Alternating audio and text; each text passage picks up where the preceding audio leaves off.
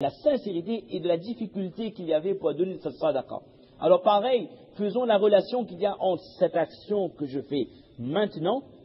Ne prenez pas compte de la diminution apparente qu'il y a dans les biens qu'on donne la sadaqa, car mon prophète m'a dit que je fais qasam par Allah, que la sadaqa ne diminue pas les biens. Bien au contraire, cette sadaqa vous apportera la bénédiction dans vos revenus, cette sadaqa vous protégera des malheurs, des petites difficultés de la vie, cette sadaqa permet de soigner les personnes malades.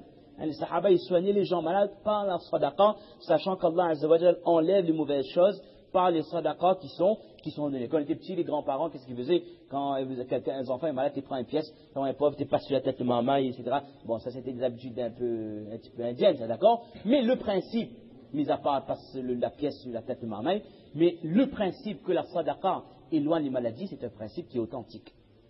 Donc ça, Inch'Allah, ça nous évite d'avoir des petits pépins au quotidien, le fait de donner, mais régulièrement, la sadaqa. Je vais essayer encore plus de rester ferme, ben oui, dans la mesure du possible, sur mes jeûnes, mes carèmes. On va essayer d'ouvrir une petite parenthèse sur un sujet que vous maîtrisez tous, que vous avez déjà, Inch'Allah, tous commencé, le jeûne de 6 Shawwal. Mais au-delà de 6 Shawwal, franchement, si quelqu'un pouvait faire le niyat, la première étape c'est le niyat, et demander à Allah de m'accepter, et faites le premier pas. Le deuxième pas, Allah vous le ramènera vers lui.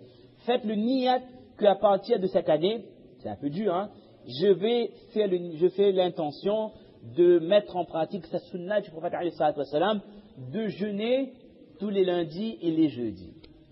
Celui qui fait ça, Allah Akbar. Mais il y a des gens qui le font. Hein. Je vous jure que je connais des gens qui ne vous donnent pas l'impression. Vous les regardez, vous croyez que c'est un homme normal, quelqu'un de simple, il n'y a pas de grand signe de piété, mais je connais des gens qui font forme, qui jeûnent tous les lundis et les jeudis. Imaginez qu'est-ce qu'ils vont avoir avec Allah le jour de Qiyamah. Et quand est-ce que je vais réaliser ça? Quand on dit qu'il y a une porte de le paradis qui s'appelle Ar-Rayyan. Ar-Rayyan, c'est pour les jeûneurs. Mais là, moi, j'ai pas fait de carême, toute l'année, je ne fais pas. Quand je vais voir mon voisin, ou mon ami, ou mon collègue, ou mon papa, ou mon tonton, qui est appelé par la porte de Rayyan, parce que toute sa vie, c'était un jeûneur. L'action dans laquelle il se distinguait, c'était le rosa, le carême. Là, je vais réaliser que ben oui, j'aurais peut-être dû faire un petit effort de faire quelques rosas nafil durant ma vie. Ou alors, si lundi, jeudi, c'est trop, ben ne serait-ce ayyamul bid, le 13, 14, 15, les 3 jours de pleine lune, essayons de faire le rosa avec l'intention qu'Allah me donne tawfiq le jour de la résurrection d'entrer dans le Jannat par la porte de Rayyan, cette porte qui est spécifique pour les jeûneurs. Que ce soit le carême, le rosa soit quelque chose qui me distingue le jour de Qiyamah. Et enfin, essayons de rester ferme, comme on a dit tout à l'heure, dans la prière nocturne de le Qiyamul Layl, sachant que dans la dernière partie de la nuit, Allah Azza wa Jal descend au ciel qui est la limite de ce dunya. Allah Ta'ala accepte le pardon, le tawbah des gens. Allah Ta'ala accepte les doigts. C'est le moment de demander tout ce qu'on a besoin à Allah Subhanahu wa Ta'ala. Maintenant, brièvement, c'est un programme qu'on a. Vous avez déjà entendu quels sont les sawab qu'il y a de 6 Shawwal. Bon, essayons de faire les 6 Shawwal déjà. Ce sera déjà un premier pas. Comment faire les 6 Shawwal? 2 cas de figure possibles. La meilleure formule, c'est dès que le Eid est fini, je fais les 6 d'affilée. Là, Shaitan, il ne pourra rien faire. Autre possibilité, j'attends quelques jours. J'attends reprendre un peu la forme, reprendre un peu le rythme. Mais bien souvent, c'est là que Shaitan joue. Il joue avec le temps. En pensant que non, on a encore un mois. Le Shawwal peut être fait réellement dans le mois de Shawwal entier. Mais attention à ce que Shaitan vous dise que garde ça pour la dernière semaine ou garde ça pour la 10e jour, 13e jour. Parfois, Shaitan nous dit après, et à un moment donné, on se retrouve au pied du mur. On se rend compte que le mois de Shawwal est en train de terminer. Je n'ai même pas démarré mes 6 Shawwal. Donc, soit je le fais de manière consécutive, les uns après les autres, rattachés au Ramadan, ou alors je peux les dispatcher. Je peux les faire, par exemple, tous les lundis, jeudis, dans chaque semaine, ou alors les week-ends, comme je le veux. Mais, mes chers frères, personne ne peut se permettre, on ne dit pas que c'est obligatoire, d'accord? Mais personne ne peut se permettre de laisser filer une telle récompense. Celui qui fait les 6 Shawwal, Allah Ta'ala lui récompense comme si la personne avait jeûné une année tout entière. Allahu Akbar. C'est les 360 jours de l'année qui sont inscrits comme rosa dans mon livret de compte. Mais ce musulman qui a pris cette habitude, qui a eu le tawfiq de la part d'Allah, de faire ces 6 Shawwal tous les ans, le jour de Qiyamah, il était inscrit parmi les gens qui ont jeûné toute leur vie. Mais si dans mon livret de compte, c'est écrit que Salih, par exemple, a fait carême toute sa vie. Comment voulez-vous, si ce n'est pas un monde comme lui, mais qui ça Rayyan va appeler? Si ce n'est pas quelqu'un qui a jeûné toute sa vie que la porte de Rayyan va appeler, mais qui va-t-il appeler, subhanallah? Et ce n'est pas compliqué, c'est de faire ces 6 Shawwal après le mois de Ramadan, durant ce mois. Si je le fais toute ma vie, ben c'est une vie entière de thawb, de somme, de rosa qui est inscrit. Et là, Inch'Allah, je peux avoir la garantie que normalement un porte n'aura pitié de moi le jour de Qiyamah, une des portes du paradis, au moins le Rayyan.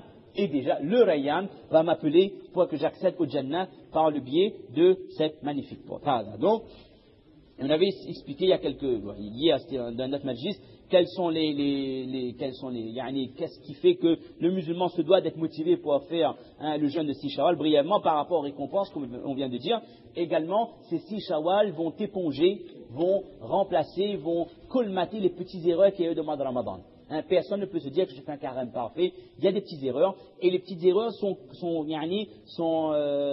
pardonnées, sont remplacées par les jeûnes nafil qui vont combler les petits manquements qu'il y avait dans mes jeûnes. Et également, comme on a dit tout à l'heure, quand quelqu'un fait de bonnes actions après une période intense de bonnes actions, ça veut dire quoi? Ça veut dire qu'Allah a accepté cette personne.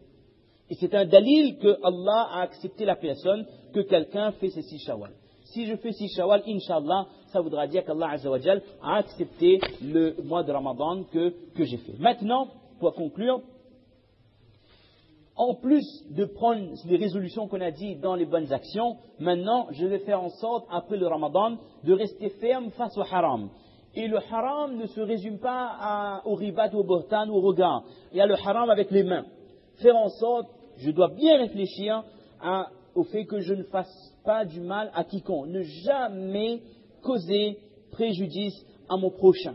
Et qu'est-ce qui fait que je vais prendre conscience que je ne dois pas faire du mal à mon prochain? C'est quand je pense à ce tentara, cette étape qu'il y a avant, vraiment c'est avant l'accès au paradis. La personne croit que c'est fini, elle va entrer au paradis. On le rappelle, on dit que dans le dunya, tu avais fait ribat de ma'soum. Dans le dunya, tu avais fait bohtan, tu avais dit des calomnies sur Salih, où tu avais accusé Yassine de telle chose. Et là, Yassine est là le jour de Qiyamah, ou Salih ou ma'soum, et la personne va réclamer à Allah son dû. Et pour éviter ce genre de cas de figure où je fais du mal aux gens, et Allah ne peut pas laisser quelqu'un entrer dans le paradis en ayant fait du mal à son prochain.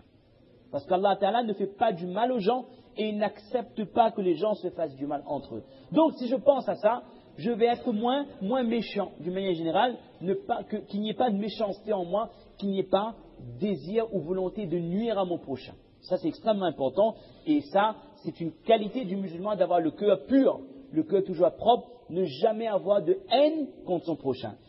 Essayons de rester fermes face au péché en relation avec la langue. Là, le chapitre est beaucoup plus long concernant le mensonge, le ribat, le bohtan, etc., etc. Et là, la solution c'est quoi? C'est que je parle quand il y a quelque chose d'intéressant à dire. Et une solution c'est quoi? C'est d'éviter les groupes d'amis où on sait qu'en général on finit par tomber de le ribat. Si je fréquente des gens avec lesquels je sais qu'en temps général, quand ils commencent une conversation, ça se termine toujours pour planer sur la tête de quelqu'un, même si je ne participe pas à la conversation, je suis pécheur parce que je fréquente ces gens-là. Faisons en sorte, quand on voit que ça commence à déborder, on le rappelle tout de suite, si on ne veut pas abandonner ses amis, bien sûr, je rappelle, attention, ne cause, mais ne cause pas celui de monde. Faire en sorte que jamais il y a une parole mauvaise, il y a des propos néfastes qui sortent de ma bouche. Éviter les péchés accomplis avec les pieds. Ne pas aller dans des endroits haram. Comment prendre conscience de ça? Les anges, chaque pas que je vais faire, il y a des malaïkas qui écrivent que ma arada biha. Elle dit que chaque pas que l'homme accomplit, les anges, écrivent quelle était l'intention de ce musulman quand il a fait ce pas. Si c'est un pas vers la masjid, j'en serai récompensé. Si c'est un pas vers le haram, ce sera destruction sur destruction. Évitons les péchés avec les yeux et principalement le fait de regarder ce qui est haram. Et la solution, c'est d'essayer de garder le regard baissé. Une solution, quand vous entrez dans le chemin, Ramachal Leclerc ou quels que soient les endroits, il y a fitna. Il y a ce doua, il y a la ilaha illallah wahdahu la sharika lah, lahul mulku, huwa hayyul la yamutu biyadihi al-khayr wa huwa ala kulli shay'in qadir. Il y a ce doua 10 fois. C'est le 4e kalima, juste que vous avez rajouté huwa hayyul la yamut. D'accord? Ça c'est très simple. Lisez ce doigt 10 fois. C'est un doigt pour entrer dans les souks, pour entrer dans les endroits où il y a les fitna. Et faites ce doigt, lisez ce doigt avec l'intention qu'Allah me protège des fitna. Et Inch'Allah, vous allez voir que baisser le regard sera quelque chose de facile. Et quand on parle de baisser le regard, c'est tant pour les hommes que pour les femmes. C'est dans les deux sens. قُلْ لِلْمُؤْمِنِينَ يَغُضُّوا مِنْ أَبْصَارِهِمْ et l'autre verset قُلْ لِلْمُؤْمِنَاتِ يَغُضُّضْنَ مِنْ أَبْصَارِهِنَّ. Ce qu'on dit pour les hommes sont applicables également pour nos épouses, pour nos mères et nos sœurs, bien sûr. Évitons les péchés avec les oreilles. Et là, on revient indéfiniment vers le problème de la musique. Il y a même, je parlais avec un élève, subhanallah, il me disait que, bon, il recommence à sortir un peu avec ses amis. Il dit, bon, il fait beaucoup de tout. Il dit, mais vous faites pas de péché. Il dit, non, nous ne savons pas en boire de rien, mais nous écoutons la musique. C'est toutes des hufaz du Coran. Des gens qui lisent très bien. Il ne fait pas de ravissien, il ne fait pas ribat personne, hein. Mais des hafez, qui ont été au lycée, qui ont eu le bac et tout, mais la musique dans la peau, comme ça, ils ont cette habitude, cette mauvaise habitude. Mais ça, c'est quelque chose à enlever, ça.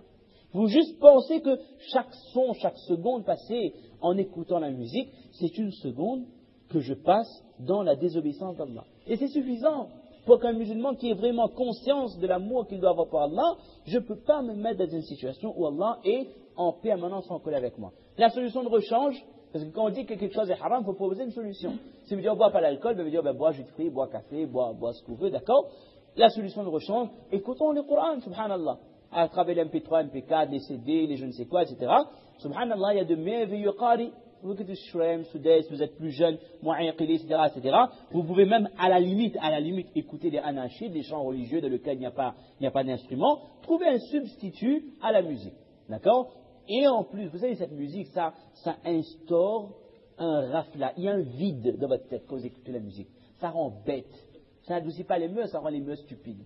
La musique, ça fait en sorte que votre esprit, votre préconscient, en train de suivre un rythme, en train de suivre des changements, je ne sais pas comment ça s'appelle, des termes techniques de musique, voyez, et ce qui fait que l'intelligence, il s'efface peu à peu. C'est votre inconscient qui suit tout ça. Et c'est-à-dire que ça vous déconnecte du monde d'écouter la musique. Et quand on est déconnecté, c'est quoi? C'est dans une période de rafla. On est dans l'insouciance. Et le musulman ne peut pas se permettre, ne serait-ce qu'une seconde, d'être dans l'insouciance. Voyez? Et enfin, et là c'est le plus gros chapitre, éviter les péchés en rapport avec le cœur. Les péchés en rapport avec le cœur, mais ça, c'est pas palpable. C'est pour ça qu'on a besoin de tazkiya. On a besoin de faire sa propre correction, parce que je peux avoir la plus grande barbe, les plus beaux vêtements, les parfums les plus chers, le plus présentable, la plus grande famille, etc. Mais si dans mon cœur il y a la jalousie, mauvaise pensée envers mon prochain, je suis raciste, j'aime pas les gens qui ne sont pas de ma race, j'aime pas telle personne, je suis profondément jaloux de mon prochain, etc. Je suis jamais content de ce qu'Allah m'a donné, je fais des actions, mais j'aimerais bien qu'on voit que c'est moi qui ai fait, j'ai pas de sincérité, etc. S'il y a tous ces problèmes de mon cœur, je ne vais jamais avancer correctement vers Allah. C'est pour ça que je dois essayer de travailler mon cœur, analyser qu'est-ce qu'il y a comme problème de mon cœur, comme défaut, et essayer de les travailler point par point. En parenthèse, Inch'Allah, après à partir de ce mois de Ramadan, on va commencer un programme, c'est pas ici, c'est au Moukia, le lundi soir. On avait commencé les 40 Nawawi, mais c'est pas adapté parce que c'est 15 minutes, c'est pas possible. On va faire Tazkiya. Programme de Tazkiya, c'est comme les mashayikh de Tasawwuf ils font, mais sans tariqa, sans certaines pratiques. C'est juste parler des péchés intérieurs, les maladies spirituelles. Essayons de passer en revue quelles sont les différentes maladies spirituelles. Et parfois on a l'impression qu'on est saint, mais quand on entend parler, on dit, mais t'es pas bon ça. Mais t'es pas bon. Alors, mais t'es pas bon de regarder avec envie les biens de mon voisin. Ça fait partie déjà de la jalousie. Ça c'est une maladie spirituelle. D'accord, on va essayer de passer en revue semaine après semaine quelles sont les maladies spirituelles et comment, Inch'Allah, comment s'en sortir. Et j'essaie dans ma vie de tous les jours, on a terminé le programme, de développer ces 4 qualités. Inch'Allah, un jour, Allah nous donnera la possibilité de bien expliquer c'est quoi ces 4 qualités. Un musulman doit avoir de son cœur la crainte d'Allah. Il doit avoir de son cœur muraqabatullah. Muraqabatullah, c'est quoi? J'ai la présence d'Allah dans mon cœur du matin jusqu'au soir, du lundi jusqu'au lundi prochain. C'est-à-dire en permanence, j'ai la présence d'Allah dans mon cœur. Je veux faire un péché, je pense à Allah, j'arrête. Je n'ai pas envie de faire une bonne action, je n'ai pas envie de me réveiller Fajr, je pense à Allah, je me réveille immédiatement. Pensez à Allah en permanence. Et quand on pense à Allah en permanence, j'ai atteint quel degré là? Le ihsan.